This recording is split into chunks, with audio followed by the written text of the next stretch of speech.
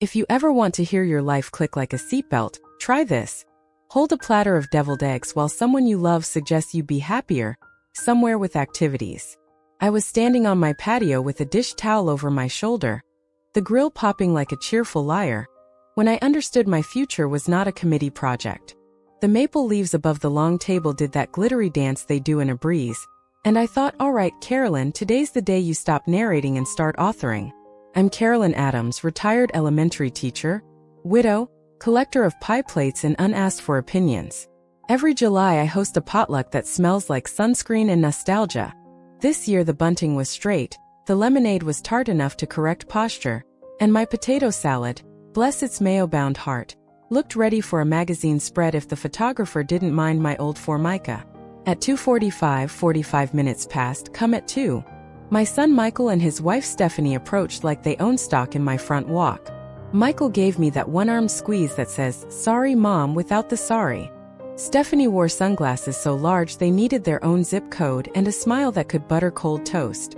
Behind them, Emma, Liam, Chloe, each holding a tablet like a security blanket with a charging port. We settled at the long table under the maple, the same table where I once taught neighborhood kids how to twist corn silk, and where years ago, Michael lost a tooth into the coleslaw and we all survived. Paper plates, tidy stacks of napkins, tongs that pinch back if you're timid. I stage a meal like a battlefield general, only with better dessert.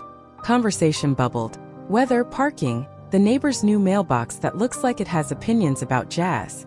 I was passing corn on the cob when Stephanie leaned back, set her glass down with a clink too crisp for kindness and chirped, so Carolyn, have you thought about one of those charming senior communities? Pickleball. Movie nights. You'd be a star there. She said star like it rhymed with out of the way. Michael chuckled, the kind of automatic sound we make when we're afraid to look at the person who shouldn't have said the thing. I did not drop a kernel. I did not drop a hint. I kept smiling, that small, competent smile women my age practice in bathroom mirrors, warm enough to be hospitable, closed enough to be weatherproof. I topped off lemonade, which made the ice sing, and I tucked a napkin under Chloe's chin because she was one enthusiastic bite away from becoming a barbecue Rorschach. You know that sensation when a room tilts and you realize you're the only one wearing grippy socks? That. My heart didn't race, it organized. In my head, drawers slid open and labels appeared as if printed by an invisible office manager. Keep. Donate. Let go. Move up the timeline. The maple rustled like an accomplice. A neighbor asked if the ribs were dry rub or sauced. Both, I said, and heard myself pick a third option that had nothing to do with ribs. Neither. New recipe. The rest of the afternoon conducted itself with the usual theater of family. Compliments shaped like questions. Did you try something different with the beans? Questions shaped like directives. Have you considered getting help around here? And the kind of let me that ends with me doing it anyway. I collected plates, escorted aunts elsewhere, and pretended not to hear Emma say, Grandma's place is so vintage, as if my walls were about to start a doo-wop group. But even as I ferried bowls and swatted wasps without malice, the click had already happened. Not a snap. Not a break. A fastening. I could feel the outline of a plan I had drawn in pencil years ago sharpening its corners. It didn't feel like rebellion. It felt like good posture after a long car ride. When the goodbyes finally arrived, those airy floaty things that drift down the driveway with leftover watermelon juice, I stood in the kitchen and looked at my reflection in the microwave door. I saw my own mother's eyes, my own student-teacher patience, my own stubbornness, which has saved me more than once and kept me at a party long after the music died. I folded the dish towel, the one with the faint tomato stain, and said out loud, to no one but the lemon-scented air, noted. I carried the last of the serving spoons to the drawer that sticks if you're shy, and I felt the house listening. Houses do that, you know. They lean in. They remember. Mine knew I was done filing small hurts under family dynamics. Mine knew I had kept receipts and not just in the junk drawer. I didn't rush. I rinsed the tongs, wiped the table rings, and took one quiet photo of the maple's shadow across the lawn, proof that light finds its angles when you move the furniture an inch. Later, when the porch light blinked awake like an old friend who's still reliable, I stepped outside with a cup of mint tea and sat on the top step.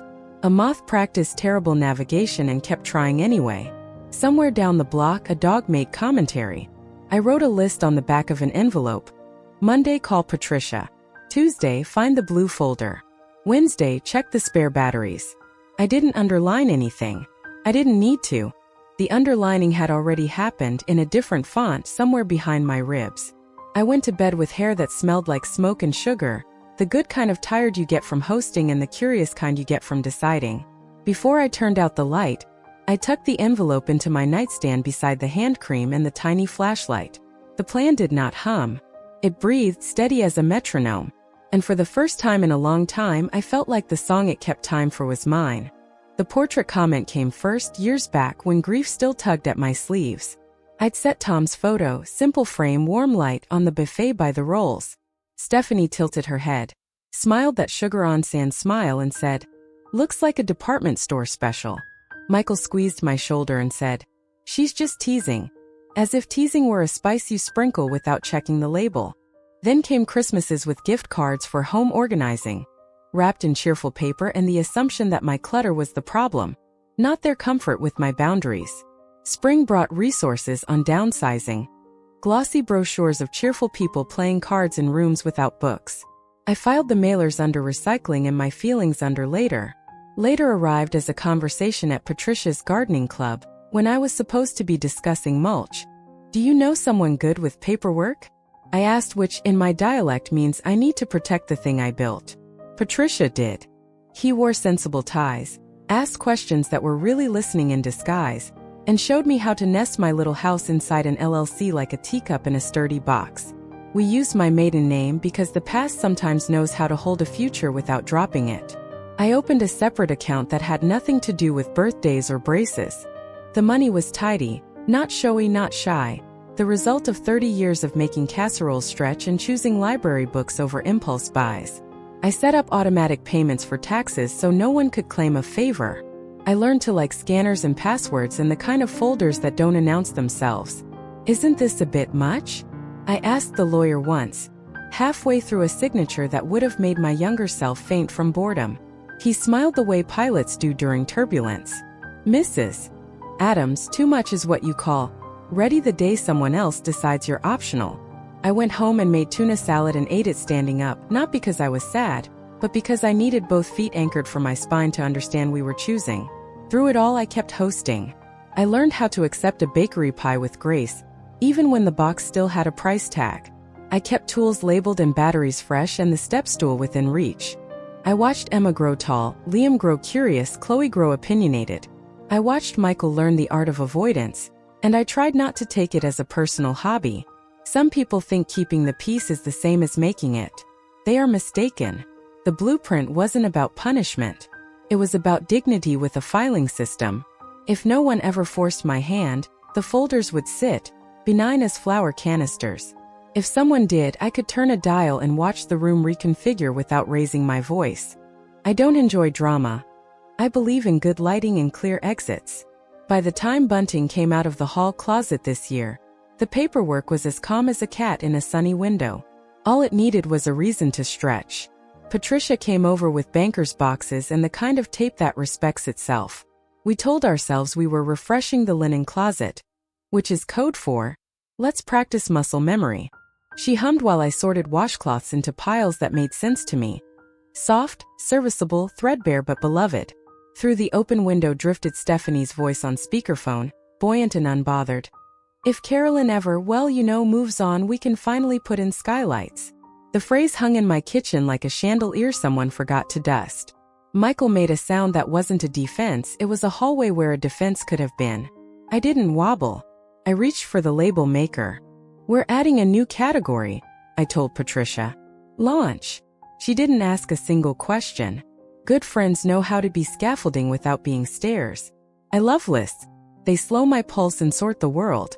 I wrote, "Call attorney. Confirm buyer readiness. Borrow Patricia's van. Photograph the drawers so I can label them for the next person. Leave notes about the witchy outlet by the stove and the back door that needs a hip bump in winter." I tuck sentimental history, my mother's quilt, Tom's silly tie with chili peppers, the recipe card in my pre-arthritis script, into a bin lined with tissue like I was packing heirlooms for a museum that would actually use them. Unexpected tiny mercies visited. The neighbor kid rang the bell selling raffle tickets for band camp. I bought 3 and used his pen because it worked better than mine. I found a second-hand measuring spoon I'd been missing for years behind the flower bin, and considered it a good omen. Patricia unearthed an apron I hadn't seen since we convinced the church committee that green beans can survive without canned soup. By late afternoon, my cheeks smelled like lemon oil and my hands like clean cotton. I called the lawyer's office and when the hold music finally gave up, said, "We're moving from theoretical to calendar." The paralegal said, "We've been ready since April," which made me laugh in that quiet way that frees a rib or two. At dusk, I sat with a glass of iced tea and wrote a new list on an envelope. Change utility dates. Cancel the chirpy alarm. Assemble the cream stationery. Choose the pen that doesn't smudge. Pack the clay mug Michael made in 2nd grade. It holds pens better than coffee anyway. The porch light clicked on, slow then sure, like manners turning into a boundary. I slept with the window cracked and the list under my glasses, the way you keep a map within reach, even when you know the route by heart. I started with utilities because nothing announces resolve quite like knowing your account number before the representative asks. Gas switched. Electric scheduled. Internet redirected to a life with fewer dead zones and more choices. Trash pickup. One last curbside farewell. The chirpy alarm system got a polite goodbye, and a date circled in my calendar with a little trashcan doodle. Patricia arrived in her stalwart van, which smells faintly of lilacs and civic duty. We loaded the bins labeled keep. Photos in shoeboxes, the quilt that still carries my mother's laugh, Tom's pocket knife that opens envelopes more than it ever opened anything else, the clay mug. I left behind the roasting pan designed for ambitions I no longer have, 3 lidless containers that never found their partners, and a stack of plastic cups that have seen more lemonade than a roadside stand. I typed a letter on cream paper with margins neat enough to impress my old principal. This property has transferred to the Adams Family Trust. For access regarding belongings, contact my attorney. Do not contact me directly. I stapled a notarized copy of the deed transfer, paperclipped the buyer's attorney's card, and taped the packet to the fridge at eye level for anyone used to being the tallest opinion in the room. The buyer walked the place with a clipboard and a practical smile. "Everything's clean on title," she said, which is the kind of sentence that eases shoulders. We picked a Tuesday for signatures, and I wrote it in my planner with a real pen because some moments deserve ink. Evenings, I did a last tour of each room, not to mourn but to move my memory along. The nick on the baseboard where Michael's tricycle got ideas.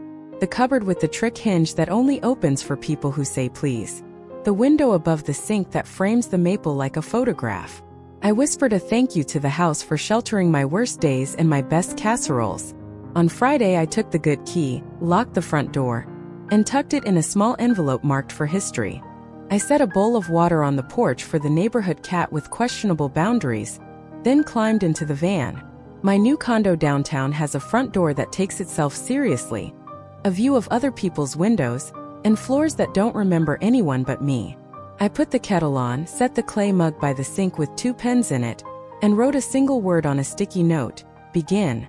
Sunday, the sky was that polite blue it uses when it has no intention of raining on anyone's plans. I watered my new rosemary plant, Vera, because she looks like a Vera, and told her we were in this together. My phone buzzed. Patricia's cousin, who knows more about the block than the postal service, sent a message. "They're back." From a comfortable distance, here's what unfolded. The car eased into my old driveway like it remembered every bump. Stephanie approached the front door with an iced coffee large enough to hydrate a small team. She tried her key. The lock answered with the calm it had recently earned. Michael tried his. Same song, same key. Then the envelope on the door announced itself. Calls ensued. A locksmith showed up, saw documentation with more authority than a YouTube tutorial, and declined to become a prop. Uniforms arrived, patient and practiced. Clipboards met copies. Words were exchanged in tones that stay below a neighbor's curiosity threshold. A conclusion was reached that had been printed days earlier. Names matter more than memories when it comes to deeds. They left. I put a load of dish towels in the washer because housekeeping doesn't consult your plot points. Later, someone somewhere posted something vague about betrayal and family. Screenshots were sent to me I did not request. The internet has a way of volunteering. I saw a post from last year. Rachel, my cousin, digging it up like a truffle hog. Stephanie's caption about taking over someday said with a winky face that aged poorly. On Tuesday I signed. Pen pages, tabs like small polite flags. The buyer thanked me for leaving notes on which light switch governs the outlet that thinks it's haunted. I thanked her for being a person who knows what a checklist is for. The office had candy in a bowl. I took 2 mints and considered it a ceremony. Back at the condo I poured tea, arranged a small bouquet from the corner shop into a juice glass, and lined the old keys in a jar labeled souvenirs. Weather happens in the heart too. There was a brief gust of what-ifs, followed by a clear, steady high of gratitude. I opened the window to let the cities hum in and promised Vera I'd figure out watering schedules for both of us. The will needed to sound like me on a day when I've had exactly 1 good cup of coffee and no patience for ambiguity. I met with the attorney and said, let's remove guesswork like it's dandelions before they seed. Michael and Stephanie would receive kindness in the form of absence. No items, no funds, no long preamble they can interpret at parties. For Emma, Liam, and Chloe, I wrote a path and a purpose. 1,000 verified hours each before age 21, tracked by a neutral case manager. Shelving at community pantries, reading buddies at libraries, park cleanups where the reward is sore feet and a sandwich. The trust would open only if those hours open them first. If they decide they're too busy, then the world still profits from others who are not. I appointed my goddaughter as executor, because she has the rare talent of keeping her head when other people drop theirs and has never once asked what's in it, beyond my company and the occasional lemon bar. We discuss contingencies, guardians for documents, decisions about the piano, goes to the neighbor boy who practices scales with a metronome and hope, directions for the quilt, no storage units, it wants a couch. Rachel's screenshot, Stephanie's old boast about taking over, went into the packet under a tab labeled context. Not spite, clarity. If the kids ever want to understand the why, they deserve a primary source, not grandma's dramatic retelling. I added a letter to future me. If you ever wobble, read this binder like it's a recipe, not a memoir. At home, I made a 3-ring binder that could pass inspection by a drill sergeant. Table of contents, color tabs, a pocket for certified copies, a list of passwords written like a treasure map only I could read. I set up filters on my phone to route certain numbers to a folder marked rainy day, which is where I put things that shouldn't sway a forecast. It's not coldness, it's weatherproofing. That evening I rewarded myself with a pot of chicken and rice that behaves, a stack of fresh dish towels, and an old movie where the heroine finally leaves the party that never liked her. I fell into a chair, not into doubts. They arrived mid-morning when the hallway light makes the plant leaves glow. I knew the knock, 3 quick, 1 slow. Stephanie's rhythm when she wants to own a threshold. I slid the chain, opened enough to be polite, and found Michael 2 steps back with Chloe on his hip, her head heavy, her thumb in argument. We need to talk, Stephanie began, voice softened like butter on warm toast. Let's fix this for the kids.